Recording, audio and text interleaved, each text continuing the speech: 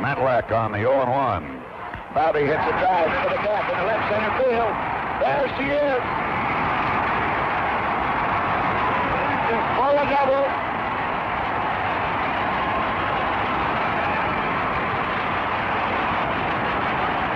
Papers flying, everybody standing. Hey everyone, Tony here, back with another video. Today we're going to talk about Roberto Clemente because it's February 19th. It's the anniversary when he was signed by the Los Angeles Dodgers.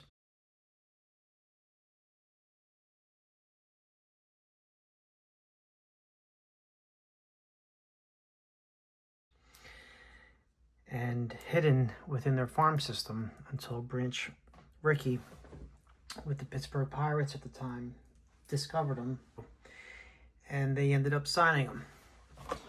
So what you're looking at right now is just some books I have in the collection. This magazine contains articles written about Roberto while he was alive. If you get a chance to pick this up, I would recommend it. You can find it online. I found mine at a local magazine shop. Here's the articles.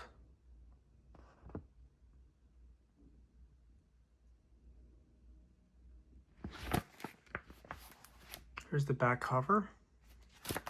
Here's the front. Just some real nice photography in addition to the articles in it. Highly recommend it. Here's another book I have in the collection, worth reading. Clemente, The Passion and Grace of Baseball's Last Hero, David Moranis. He has consistently ranked within the top 100 baseball players of all time. This book here was written by Lawrence Ritter and Donald Honig. The first revision was 1981, and the second revision came in 1986. And if you recognize the name Lawrence Ritter, it's because he wrote Glory Other Times and the Story of Baseball. Donald Honig also wrote numerous books, which you may recognize some of them. Now this doesn't rank, this one here does not rank the players, but Roberto Clemente is featured on page 10. And page 12 and 13. Also, the Baseball 100 book. This is a recent one. Roberto Clemente is ranked in here also. He's ranked number 40. And he's in between Tom Seaver and I believe it's Nat Lajoie. This was first published as a series of articles in The Athletic, and then it became a hardback book. Some of these cards are kind of oddball, scarce, so I used the standard catalog of Baseball Vintage. I used this edition. This came out in 2011, and I also have the 2001 edition here. Thank you, Bob Lemke. Here we have a autograph of Roberto. This is on a team issued photograph. Here's the signature.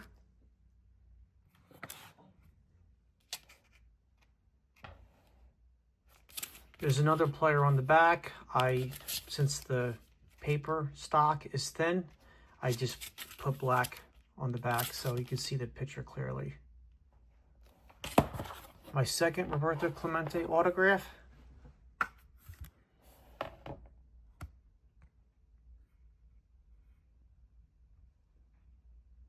This is from a 1971 or 72 Pittsburgh Pirates team issue. It's called the Sunday Photographs because these were issued on Sunday for players to sign.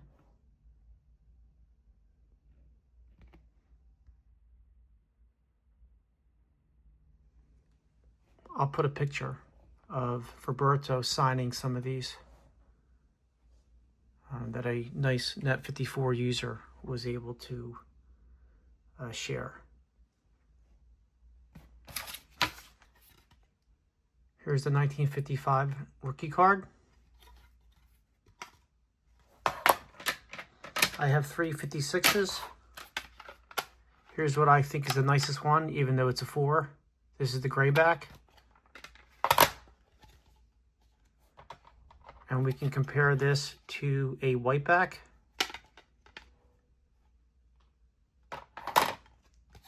And if we put them top to bottom, you can clearly see the differences between the whiteback and the grays.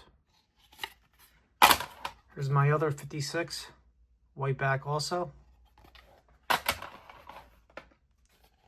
Here's my 57 tops.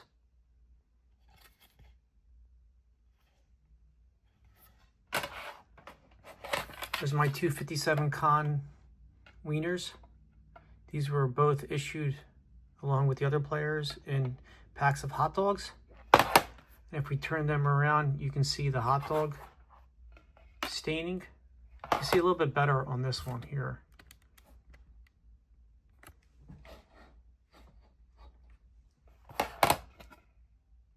Not so much on this one. A little bit, but. So if you compare these to a standard 57 card, you can see the difference in the size.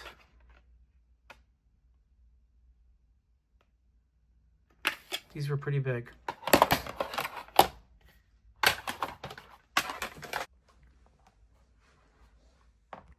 Here's the 1958 to 61 J Publishing Clemente.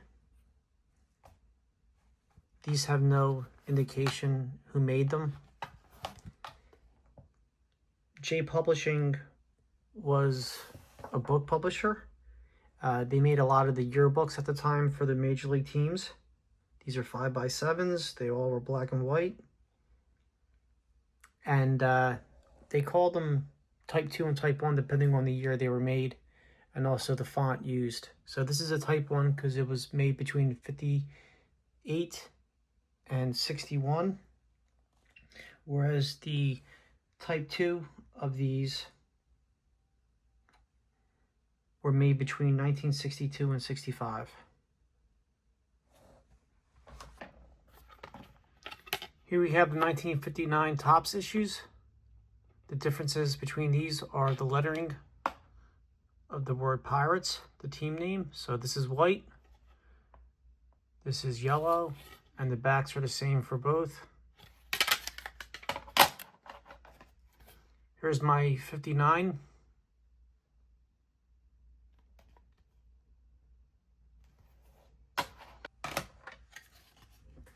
Here's the 1960 Topps.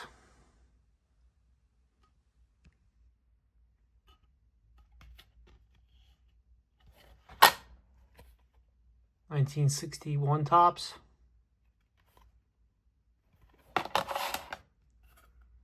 1962 Topps. I have 2 of these. I picked up both of these because of the centering.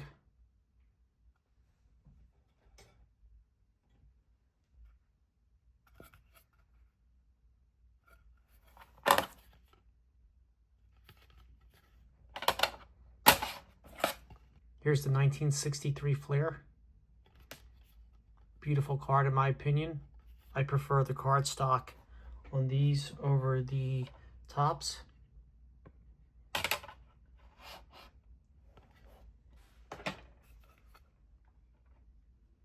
You can look at the two side by side. The 63 Topps is a well-designed card. I'm definitely a fan of both. Kind of similar with the in design. This has a lower circle with the player's picture, while this has a baseball diamond with a design. And you can see the backs are different, but good quality on both. I skipped one year, so going back to 62, here's the Topps Bucks. These were issued in their own packs. penny packs.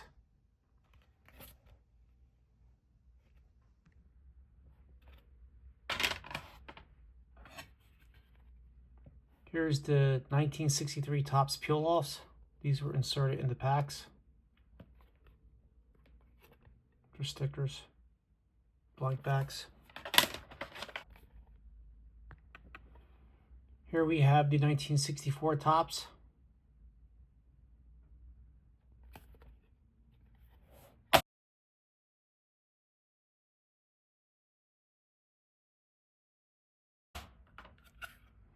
Here we have the 65 Topps.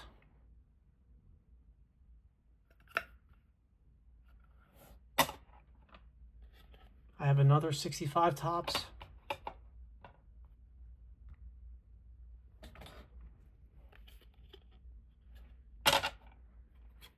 Here's my 1965 o-pee-chee.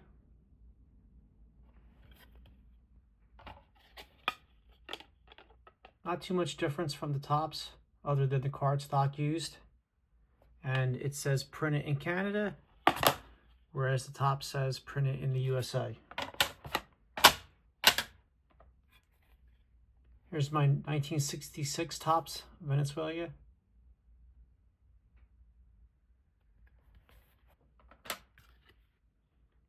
Here's my 1966 Venezuela leaders, Clemente, Aaron, and Mays for the batting. If you look on the back, it has the batting averages.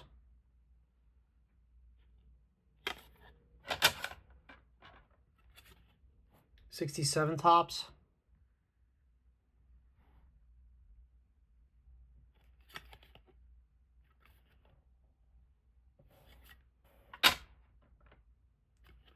'67 Topps checklist.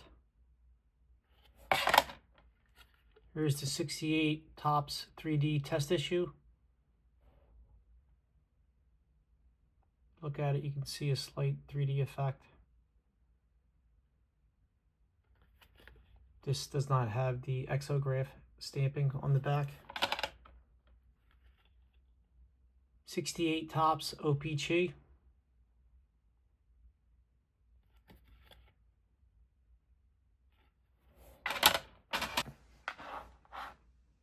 '67 Dexter Press. These were issued in partnership with Coca-Cola by the teams. 18 of the 20 major league teams at the time participated in this. Only the Angels and the Cardinals did not have issued these. Here's the back.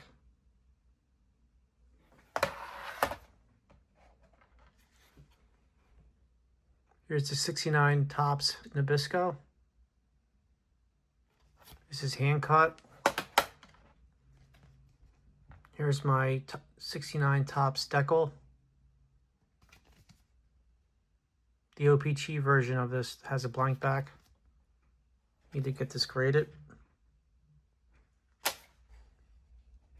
Here's my 1969 o-pee-chee.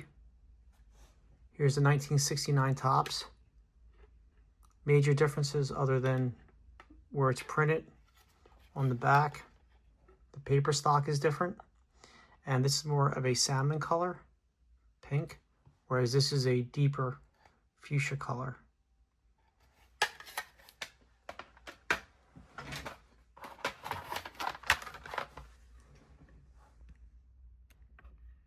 Here's the 1970 o-pee-chee.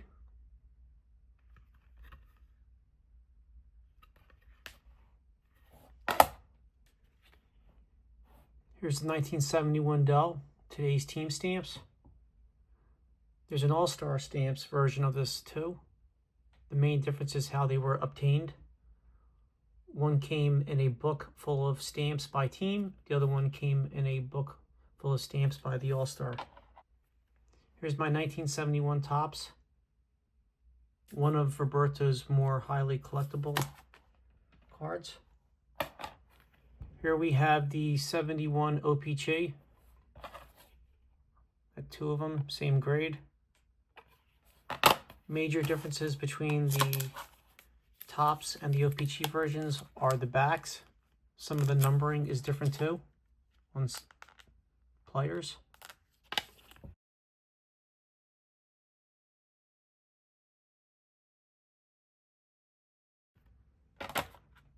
And what a hitter. And that's not to say that Mays and Aaron are any less than a Clemente, but certainly, how could they be any better? We're watching Buford, and he cannot get to it. Here is Clemente again, on his way for three. Belanger off the mark, and Clemente has tripled. Here are 2 tickets to Game 6 of the World Series. The Pirates could have clinched it, but Baltimore forced to Game 7. In this game, in Game 6, Roberto had a few of his highlight moments in his career. Not only did he hit a home run and a triple, it was his first World Series home run, but it's also known for the throw he made from right field to third base to hold the runner. I'll put a clip of that after showing this. Here's the back of the ticket. The Orioles go for the tiebreaker. Buford with Belanger on first and 2 out. And only a good play by Clemente keeps Belanger from scoring.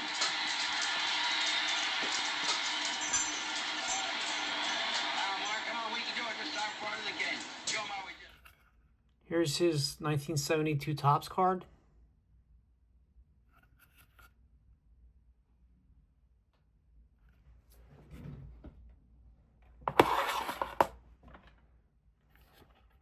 Here's another 1972 Topps card. Here's his 72 o-pee-chee. Don't know how this is a 4. No wrinkles. Corners are great, but that's PSA. Here's the 72 Topps o-pee-chee team card.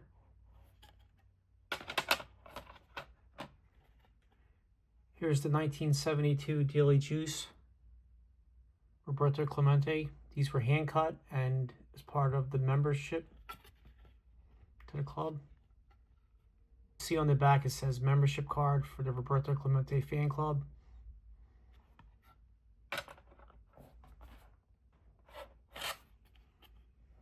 Here's a 1972 NLCS ticket stub. It was Clemente's final win. Pirates won this game, but they ended up losing the series to the Reds.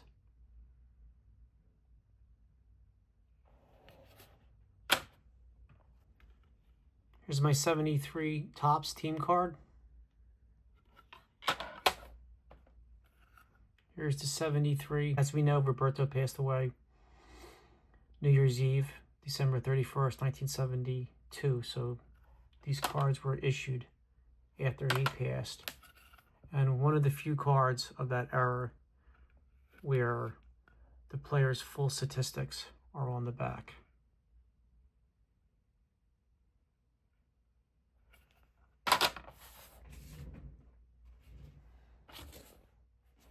I'm going to zoom out for this. Here we have a unique item. I'm not going to pronounce it. It's from Montreal, so it's in French. But in English, it stands for Sunday Latest Hour. It was a magazine that was issued, and for many years they had Montreal Expos photographs that could be put in the binders. And this was issued after Roberto passed away, April 15th, 1973. So it pays tribute to his career and him as a human being.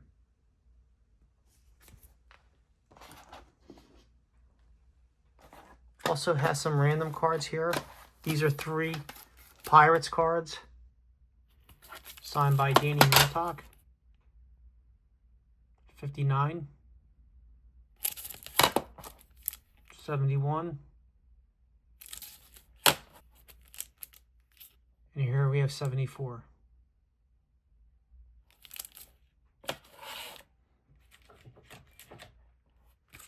Also have these. This is an Allen and Ginter rip card with Jackie Robinson on one side. These are numbered. Here's the numbering out of 42 for Jackie's number. Here's another Allen and Ginter card my son pulled, along with the rip that I just showed. Here's the post office issue. I forget the year, but I'll put it as a comment. Here's a 2008 Topps card. Stadium Club. Picked this up because I just like the photo.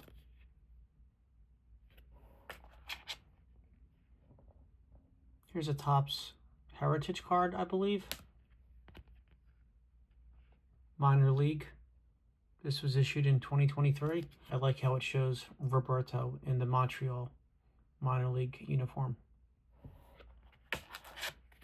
And it's hard to talk about Roberto Clemente without mentioning Dr. Jim Beckett. He signed this for me. This is a card that Topps put out. Dr. Jim sometimes uses this as a business card. Here we have some art. Mike Olson did this.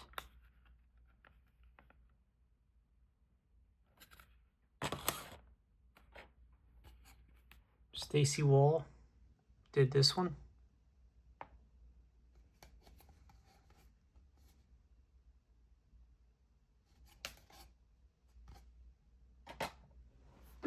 Didn't show this, but this is a poster inserted into packs. I have to get it graded. And that's my Clemente run. Thank you.